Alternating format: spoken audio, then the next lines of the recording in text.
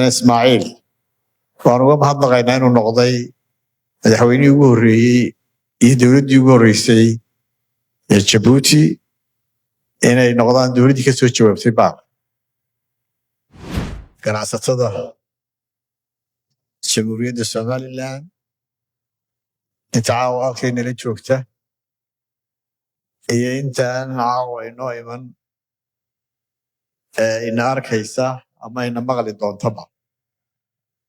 Asalaamu calaykum waraxmatullaahi wabarakaatu. Munaasabaddu waa munaasabad khayr badan oo khayr la isugu yeedhay. Munaasabaddu waxay noo qabanqaabiyey guddidii qaranka u saaray gurmadka dadka dhibaataysan ee abaaruhu haleeleen ee reer Somaliland. Sida la sheegay warbixinuhu cid badan oo baadhay ay xaqiijisay abaartu waxay saamaysay in ka badan 100,000 oo qoys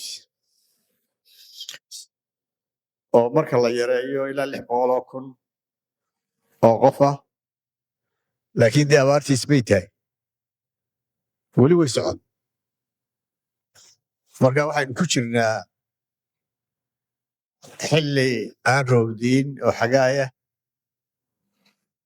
August iyo Septemberna maaha xilli roobaad, inkastoo alxamdulilah rabbilcaalamiin dee dhibco la sheegay, laakiin waddanka abaartu gaadhay waa jamhuuriyadda Somaliland dhammaantii lowyacadda laga bilaabo ilaa laasqoray waa inta ugu daran.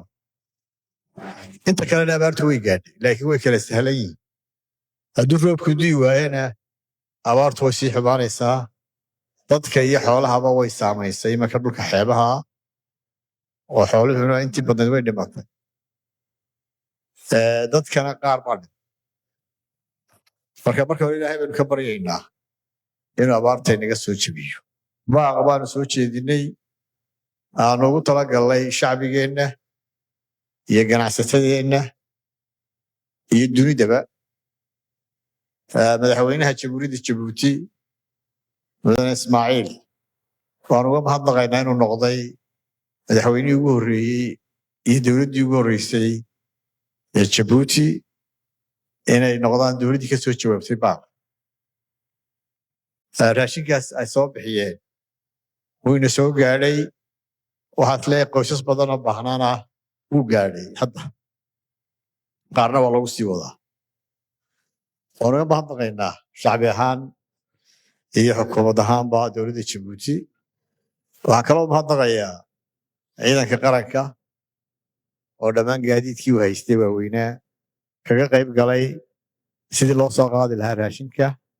Ciidanka booliska, madaxtooyada iyo hay-adda ka hortagga abaaraha iyo kaydka qaranka iyaguna ka qayb qaatay gaadiidka. Somaliland intii dee awooddeena waynu isugu tagnay si aynu uga qayb qaadan lahayn abaarahaas.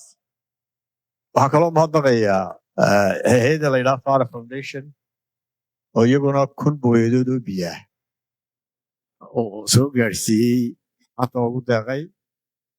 Markii ugu horreysay dee abaari dhacdayna maaha.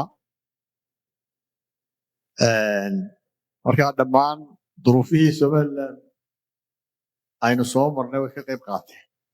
Tanna waxaynu dee ku kalsoonnahay siday halka ka caddeeyeen ganacsatadu inay ka qayb qaadanayaan insha allahu.